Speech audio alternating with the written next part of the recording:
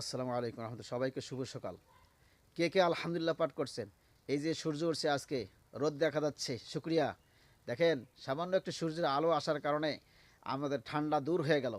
এই জন্য আল্লাহ সুবহানাহু ওয়া তাআলা আমাদেরকে যে আজকে এই সূর্যের আলো দিচ্ছেন, এই ঠান্ডা থেকে আমরা পরিত্রাণ পাচ্ছি, এই জন্য আল্লাহর কাছে প্রশংসা করা দরকার। সবাই বলুন আলহামদুলিল্লাহ, আলহামদুলিল্লাহ। সবাই আলহামদুলিল্লাহ পাঠ করুন। আল্লাহ সুবহানাহু ওয়া তাআলা আমাদেরকে দয়া করে এই রোদ দিয়েছেন, সূর্য উঠছে, তাই আমরা একটু শান্তি পাইতেছি। এই জন্য আল্লাহর প্রশংসা করুন। সকাল সবসময় আল্লাহর প্রশংসা করুন, আল্লাহর জিকির করুন। আল্লাহ সুবহানাহু ওয়া তাআলা আমাদের সকলকেই সুস্থ রাখুন, ভালো রাখুন।